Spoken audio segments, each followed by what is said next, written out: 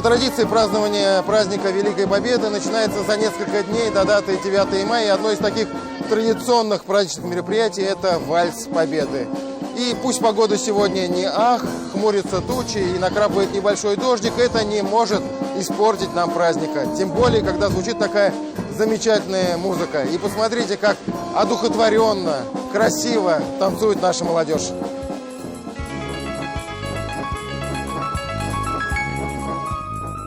Праздник Великой Победы. Праздник, который учит, объединяет, делает нас сильнее, духовно чище и богаче. И пусть формально мероприятия те же, что были 2-3 года назад, они каждый раз даже звучат по-новому свежо. А главное, все больше людей объединяет вокруг себя. И что примечательно и особенно приятно, все больше светлых, красивых, молодых лиц видишь, узнаешь на этих мероприятиях. Это не просто танец, это память. И, наверное, стоять здесь и танцевать – это честь.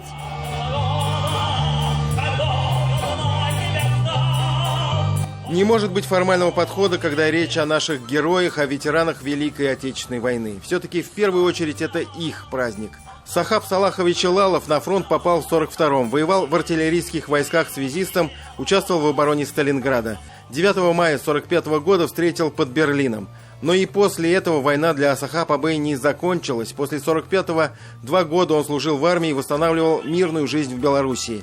За доблестную службу был награжден орденом Отечественной войны 2-й степени, медалью за отвагу. Сегодня ветерану 97 лет, и он по-прежнему в строю, передает богатый опыт молодежи. Здоровье пока еще есть. Не так, но и ходу немножко. Мне кажется, вы еще и 80-летие Победы отметите и дальше еще. Да, хорошо бы, конечно.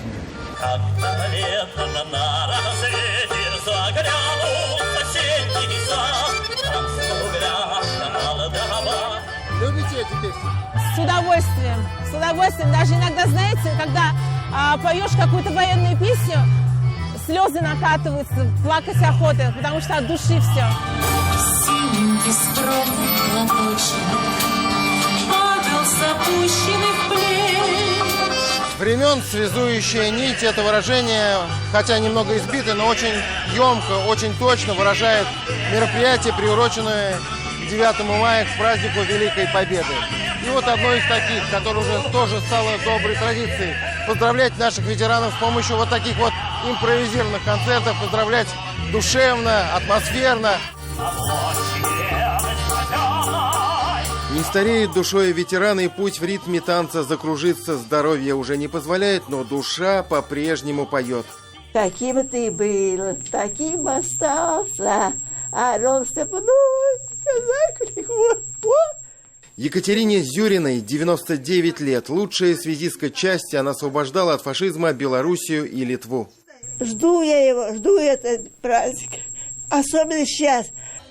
В соседнем подъезде тоже ветеран войны Валентин Наумов прошел путь от простого солдата до полковника. С войны вернулся с ранениями. Уже после завершения Великой Отечественной был заместителем военного комиссара ТАССР.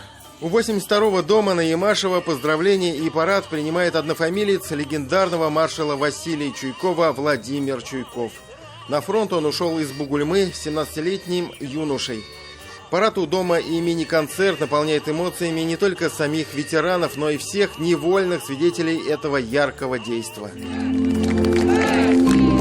Им аплодируют, говорят громкое спасибо, отдают честь. Главных героев Победы, ветеранов войны и тружеников тыла тепло чествовали на организованном в их честь торжественном приеме.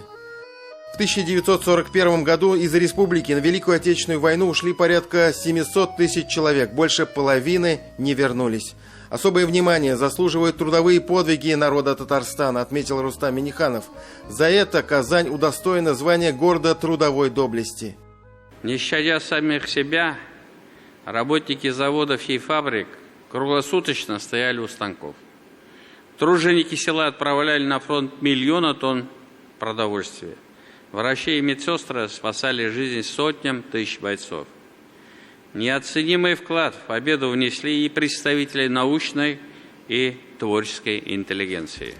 300 татарстанцев во время войны были удостоены звания Героя Советского Союза и стали полными кавалерами Ордена Славы. Свыше 200 тысяч награждены боевыми орденами и медалями. Их продолжают вручать по сей день, посмертно. Удостоверение вручается дочери Гафуровой Валентине Альфонсовне.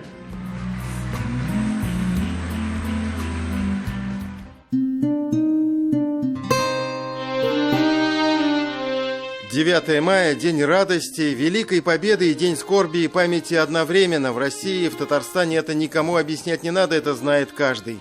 Не зря в песне поется «Праздник со слезами на глазах». С самого утра татарстанцы несли цветы к памятникам и мемориалам в память о погибших в годы Великой Отечественной войны.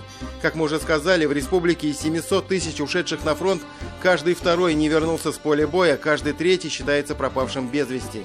С цветами к вечному огню в Парке Победы сегодня пришли Рустам Минниханов, государственный советник Минтимер Шаймиев, председатель Госсовета Фарид Мухамедшин, премьер Алексей Песошин, мэр Казани Ильсур Медшин.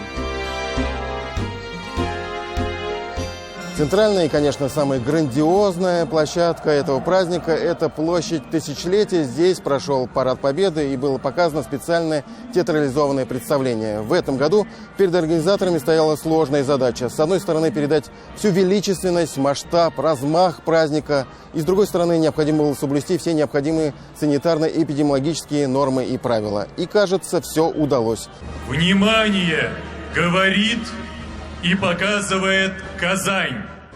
Парад Победы – это завораживающее зрелище. Каждый год привлекает тысячи, десятки тысяч, а с учетом огромной армии телезрителей канал ТНВ вел прямую трансляцию с этого и многих других мероприятий миллионы людей. Все как принято, но всякий раз как же торжественно и волнительно. На площади Тысячелетия государственные флаги и знамя Победы. Поздравления по случаю великого праздника от президента России Владимира Путина и президента Татарстана Рустама Минниханова. В первых рядах на трибунах они, поколение победителей. Парад Победы в первую очередь для них и в их честь.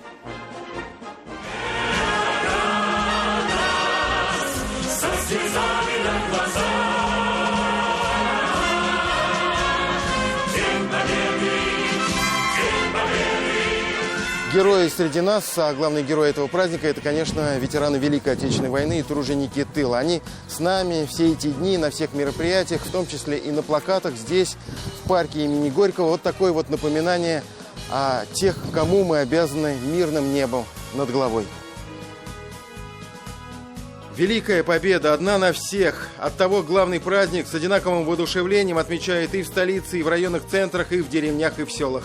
Во всех уголках нашей необъятной родины, во всей республике.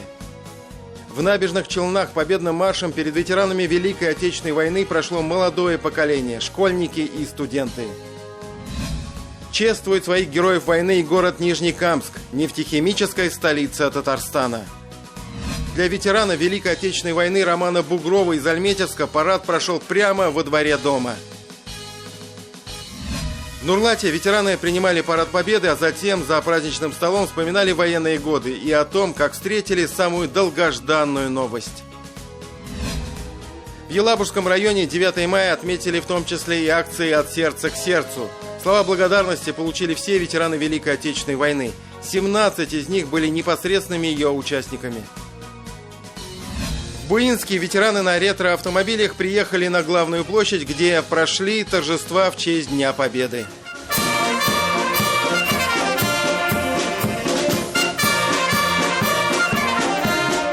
Праздник Победы в этом 2021 году уже история. История яркая, красивая, эмоциональная, и эта история с продолжением. Мы верим, что напишем ее достойно, достойно наших отцов, дедов, прадедов, достойно поколения победителей. Тимур Бекмурзин, Роман Безменов и Андрей Мохов. 7 дней.